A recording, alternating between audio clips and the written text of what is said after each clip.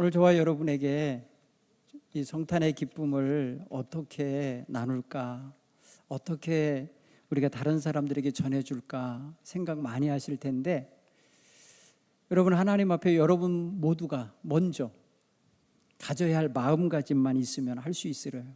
그게 뭐냐? 오늘 찬양 주제도 있어요. 경배하라. 따라서 경배합시다. 경배한다라는 건요, 오늘 성경 표현대로 행동으로 표현한다면 엎드려서 예배하는 자세를 갖는 거예요. 성경에는 이런 이야기가 사람에게 적용할 때는 굉장히 힘들고 억압적인 분위기가 좀 느껴지는 거예요. 예를 들어서 황제가 어느 도시에 방문했다. 그러면 그 도시 백성들이 다 도로변에 나와서 엎드리는 거예요. 그 뭐예요? 그 권력 앞에 복종한다는 의미죠. 왕을 아련하는 신하, 이들은 어떤 자세를 갖느냐? 왕 앞에 엎드립니다. 어느 날 예수님께서 기도하시고 났는데 사탄이 와서 예수님을 시험했습니다. 천하 만국을 그 영광과 권세를 다 보여주면서 말하기를 너 나에게 절해라. 그러면 내가 이 모든 것을 너에게 주겠다. 사탄도 받고 싶은 게 바로 경배예요. 사탄이 성도들에게 가로채고 싶은 게 바로 이 경배하는 마음이에요. 사탄은 무엇으로 우리를 유혹하며 이 경배하는 마음을 뺏어가려 할까요? 우리가 원하는, 우리가 좋아하는, 우리가 간절히 바라는 것 가지고 우리를 유혹할 수 있어요. 여러분, 지금 우리는 우리 주님을 경배하는 마음으로 가득합니까? 주님보다 더 귀하게 여기는 무엇인가를 앞에 두고 경배하는 마음을 갖고 삽니까? 이거 물어봐야 되죠. 사탄이 좋아하는 거예요.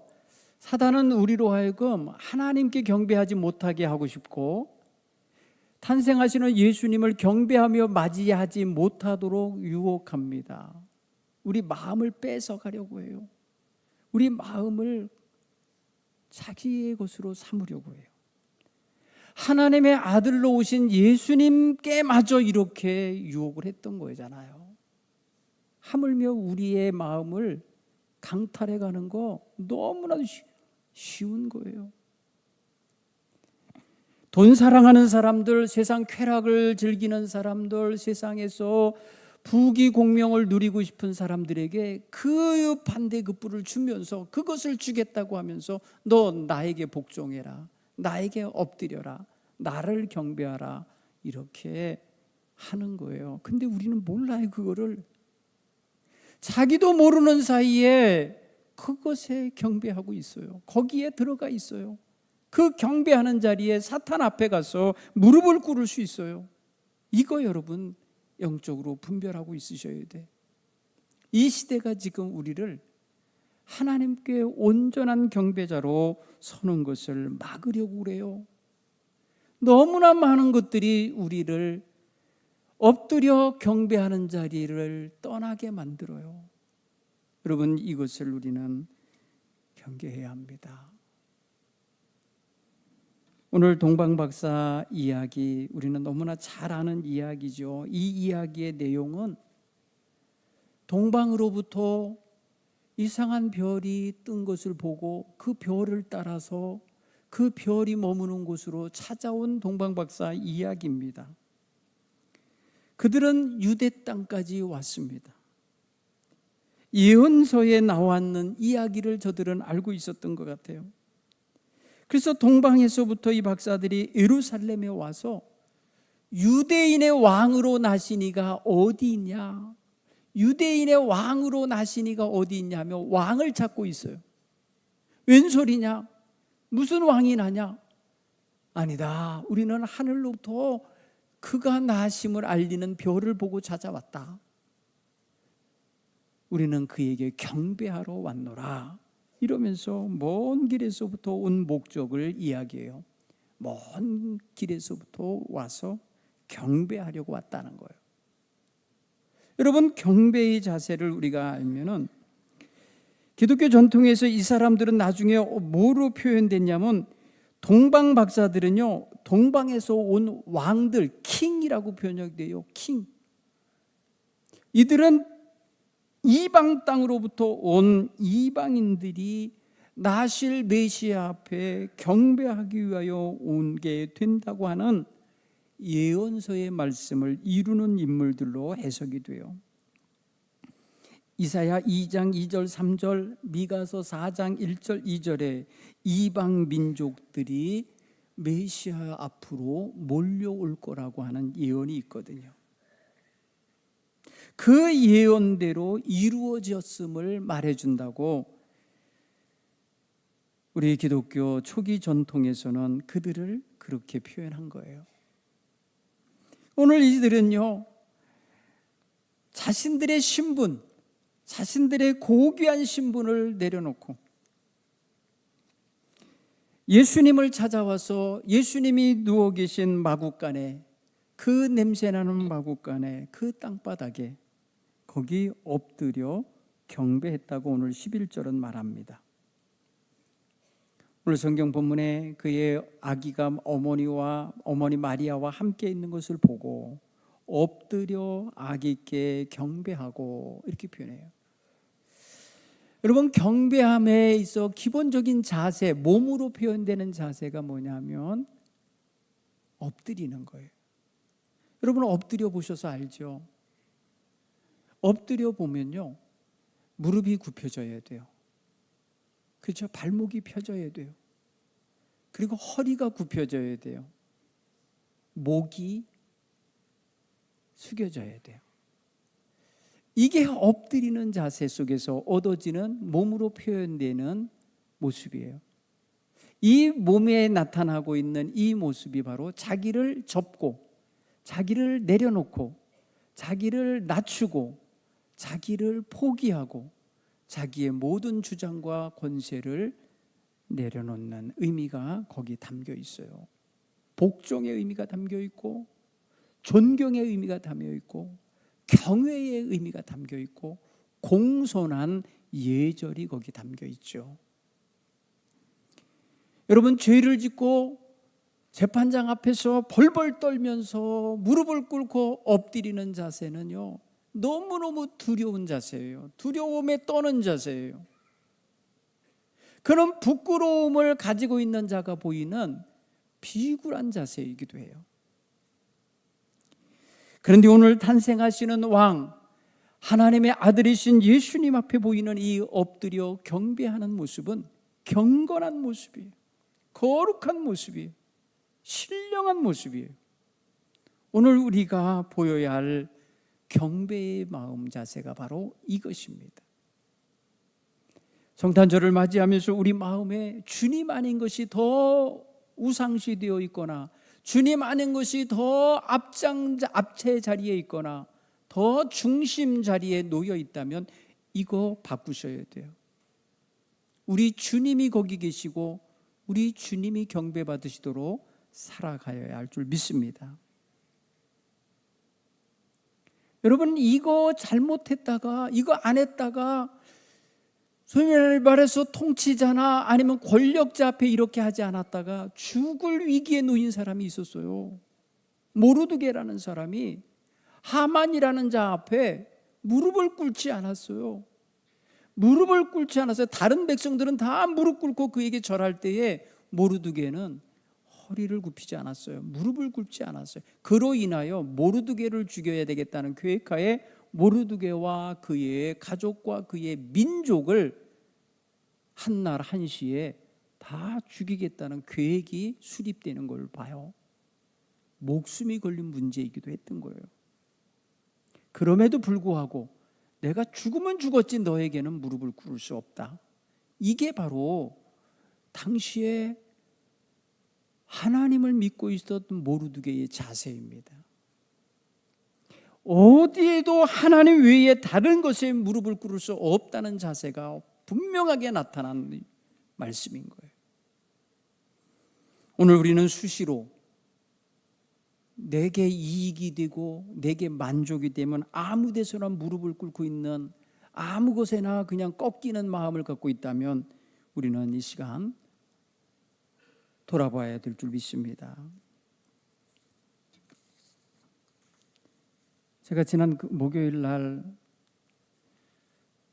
군생활할 때 저희 군종 참모였던 목사님을 만나 뵈러 가는 길인데 전화를 집사람이 누구랑 하는데 보니까 그 여자 목사님이에요. 은퇴가 가까우신 목사님인데 이 목사님 의사가 무릎 굽히지 말랬대, 허리 굽히지 말랬대, 머리 숙이지 말랬대. 모든 관절이 아프다 이거요. 관절이 아프니까 이제 무릎 꿇지 말고 살아. 여러분, 목사가 강단에 올라오면 뭐예요? 제일 먼저 무릎 꿇어야 되는 거 아니에요? 무릎 꿇으면 당연히 허리 굽혀지는 거 아니에요? 허리 굽히면 당연히 목이 숙여지는 거 아니에요? 이렇게 평생을 살아온 거 아닙니까? 그런데 이제 건강 때문에 연골이 아파서 얇아져서 그거 하지 말란다는 거예요. 육체적으로야 그럴 수 있죠. 그랬다고 하나님을 경외하고 하나님을 섬기는 마음마저 거두면 되겠어요? 그럴 수는 없죠. 오늘 우리는 육신의 굽힘을 말하는 게 아니라는 거예요. 요즘에는요 전부 다 의자 문화예요. 그죠? 다 테이블 문화지, 침대 문화지, 무릎 꿇고 있는 자리 별로 없잖아요. 그러니까 육신적인 모습을 말하는 게 아니에요. 오늘 이들은 동방에서부터 먼 거리를 2년 전부터 그 별을 보고 따라온 거예요. 밤마다 별을 보고 따라온 사람들이에요. 무엇하기 위해서? 무릎 꿇어 경배하기 위해서. 오랫동안 바라고 사모하면서 온 거예요. 나실 왕 그 임금 앞에 무릎 꿇어 경배하고 싶은 마음으로 온 거예요. 오늘 우리가 주님 앞에 예배하러 나올 때에 무릎 꿇어 경배하고 싶은 마음으로 주 앞에 달려 나온 것인지, 형식적으로 나온 건지, 그냥 주일이니까 나온 건지, 우리 주님과의 관계, 그 마음가짐을 정돈하고 주님 앞에 참다운 예배자가 되기 원하는 이런 믿음의 자세가 예배 때마다 우리에게 확인되어야 할 줄 믿습니다. 엎드려 경배하라. 엎드려 경배하였던 동방박사들처럼 우리도 주님 앞에서 주 외에 다른 이가 없나이다, 주님보다 더 귀한 것이 없나이다 찬송하듯이 그 몸과 마음가짐으로 엎드려 경배함이 있는 우리 성도들이 다 되시기를 바랍니다. 히브리어에서는 이 엎드려 경배하는 자세가 샤하라는 단어에서 나오는데 몸을 낮추다, 얼굴을 땅에 대다, 완전히 엎드리다 이런 의미가 들어있어요. 완전히 엎드려. 신약에서는 프로스퀴네오라는 단어로 번역이 되는데 이것은 발에 입을 맞추다, 무릎을 꿇고 머리를 조아리다, 왕 앞에 엎드리다 이런 의미가 담긴 단어예요. 그러면 이 공통점이 무엇입니까? 히브리어나 헬라어 공통점이 뭐냐면 자기 위치를 최저점으로 낮추고 자기를 최대한 낮출 만큼 낮추는 자세로서 자신의 경외심을 높이는 거예요. 내 대상, 내가 섬겨야 할 대상을 높이는 행동을 내가 할 수 있는 한 최선을 다해서 하겠다는 모습이 몸으로는 엎드려서 하는 모습이고 마음으로는 그를 경외하는 모습으로, 경외하는 마음으로 나타나게 되는 거예요.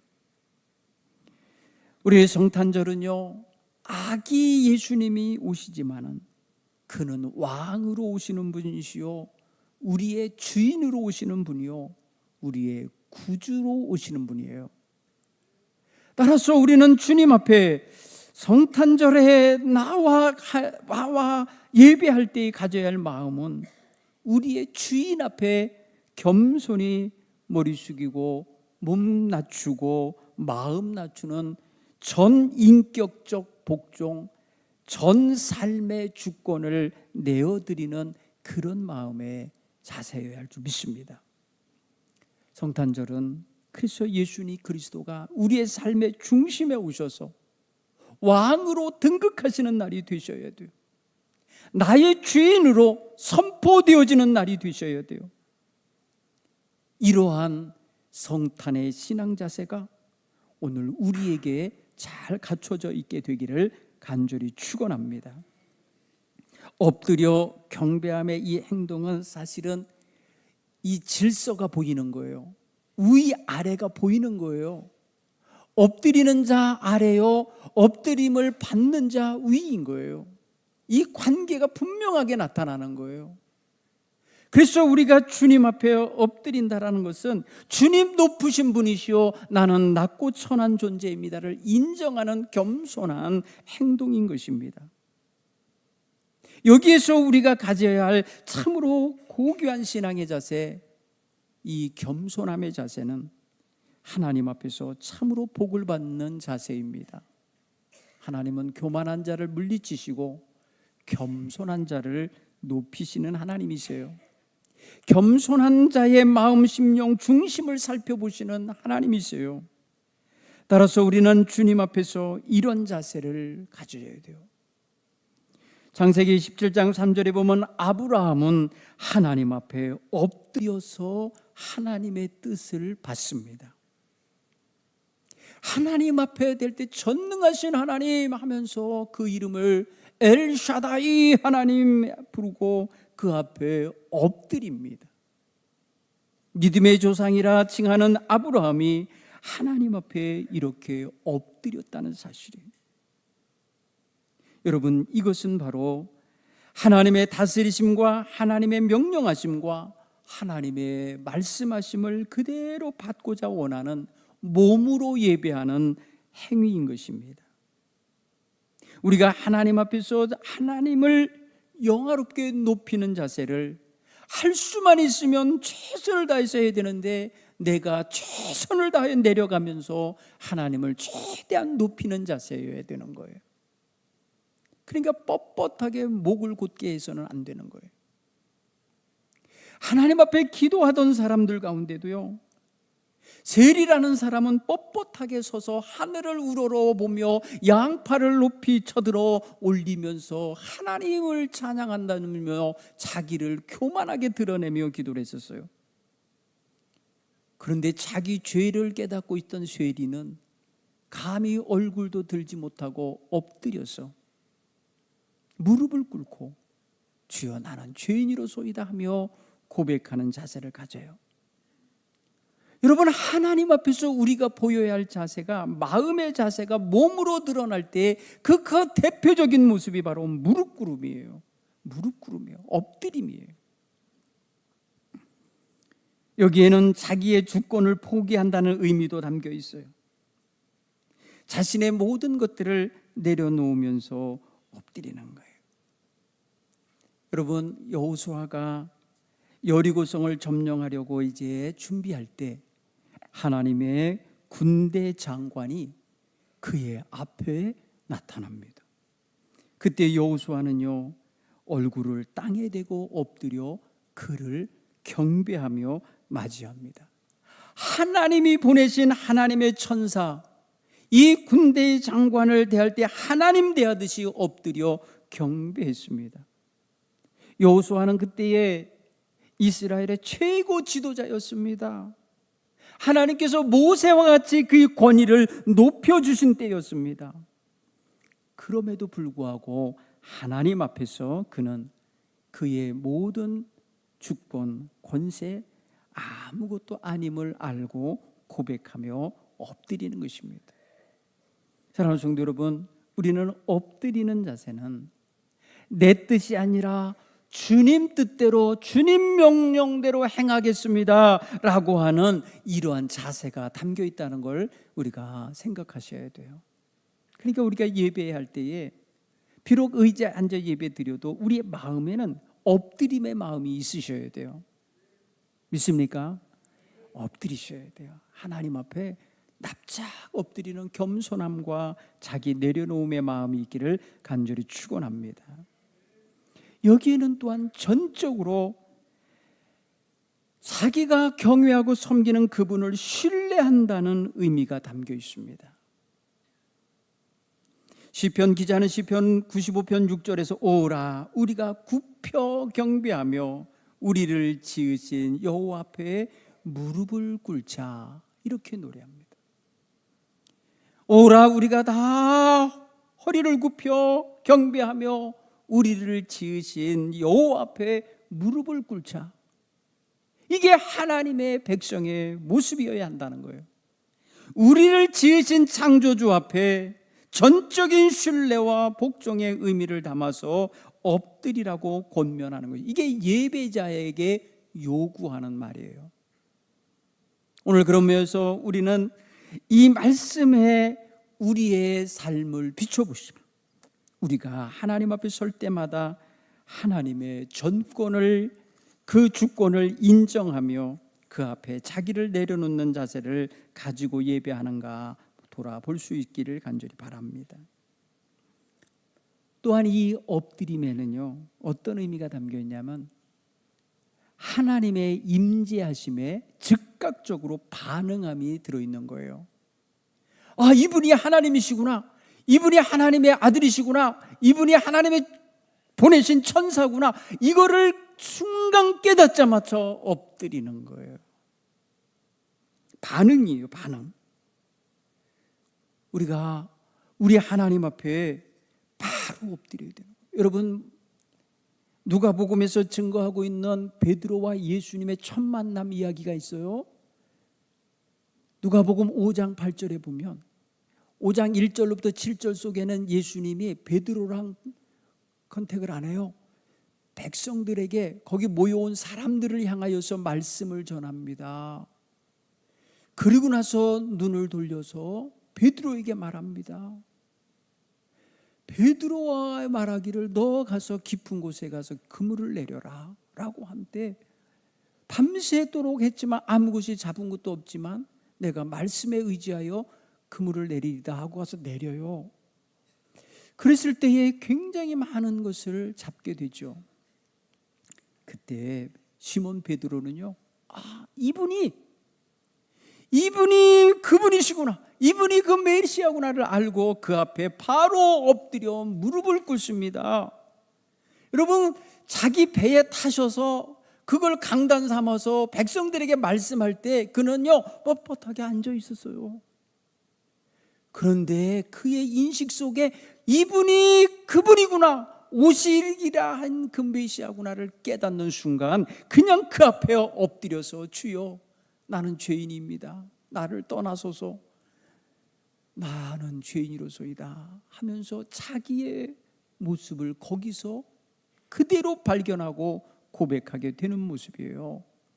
즉각적으로 거기서 엎드린 거예요. 사랑하는 성도 여러분, 우리가 하나님을 깨닫는 순간, 하나님의 임재를 체험하는 순간 우리의 마음은 팍 그 앞에 엎드리게 됨을 깨닫기 바랍니다. 여러분 모두 하나님 앞에 엎드림의 자세가 있을 줄 믿습니다.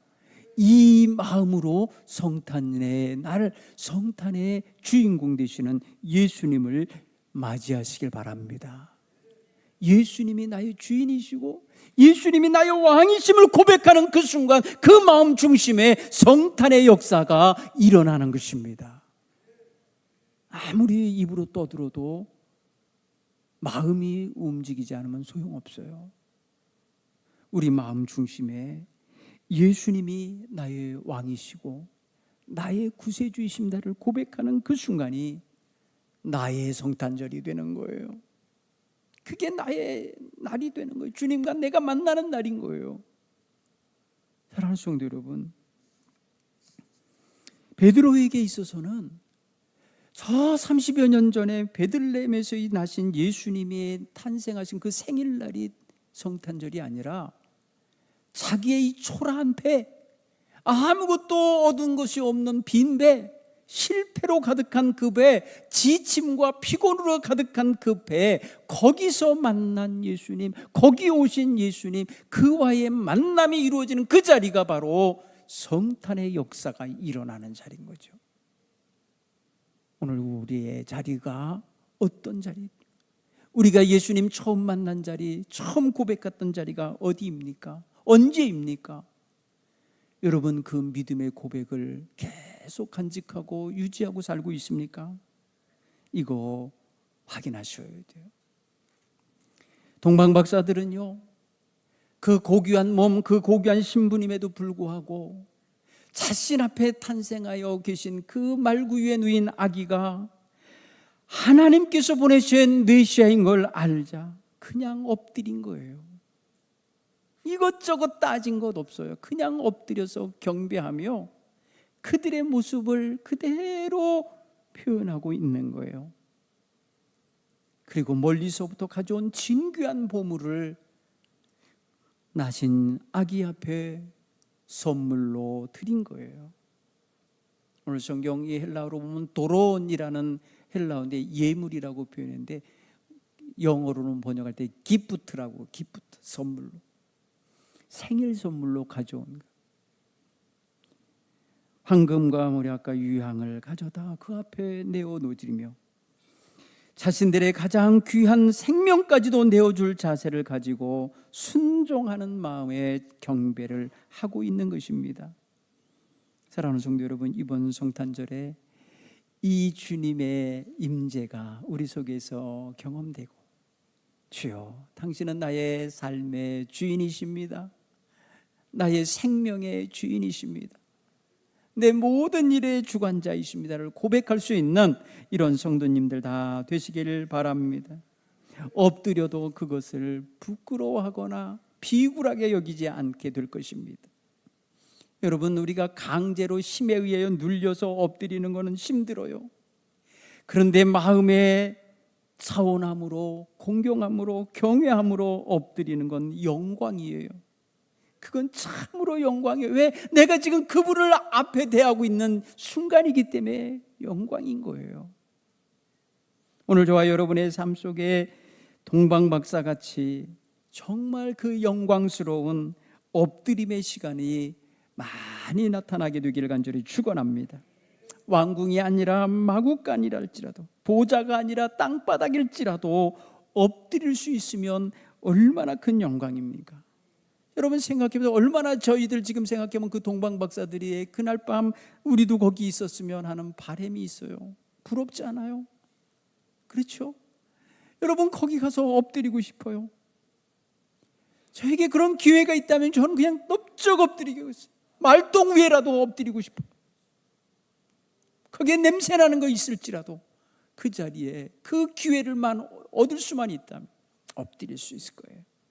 지금 우리의 삶의 현장에 고난이 있고 눈물이 있고 탄식이 있고 절망이 있는 그 자리에, 슬픔이 있는 그 자리에서 무릎 꿇어 엎드릴 수 있는 마음을 가지시기 바랍니다. 거기에 참된 평화가 임하고, 거기에 참된 위로가 임하고, 거기에 참된 기쁨이 임하게 될 줄 믿습니다. 사랑하는 성도 여러분, 엎드림이 없는 성탄절은 아무 의미가 없어요. 성탄절은 아름다운 성탄 트리 장식으로 완성되는 게 아니에요. 성탄절은 아주 재미있는 프로그램으로 완성되는 게 아니에요. 성탄절은 나신 예수님을 경배하며 엎드리는 데서 완성되는 거예요. 오늘 저와 여러분이 우리 주님 앞에 엎드림이 없는, 복종함이 없고 경외함이 없는 이런 성탄절이 되지 않기를 간절히 축원합니다.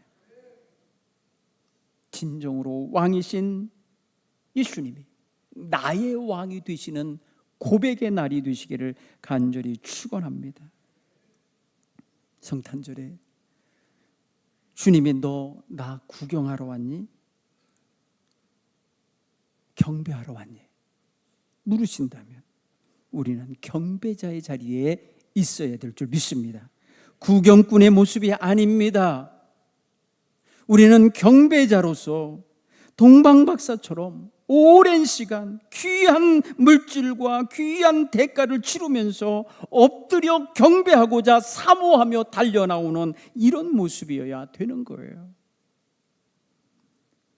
우리가 주님 앞에 엎드릴 때 임마누엘의 은혜가 우리에게 임할 줄 믿습니다. 성탄은 하나님이 이 세상에 오신 사건이에요. 이 세상에 구세주로 찾아오신 사건이에요. 경배는 무엇입니까? 그 오신 분 앞에 내가 엎드려 경배하는 것은 반응하는 거예요. 맞이하는 거예요. 어서 오시옵소서 하고 맞이하는 거예요. 이 모습이 어울려야죠. 찾아오신 하나님 앞에 내가 나아가 맞이해야 하는 거 아닙니까? 오늘 우리 이 모습을 가지시고 성탄절 아침을 맞이할 수 있기를 간절히 축원합니다.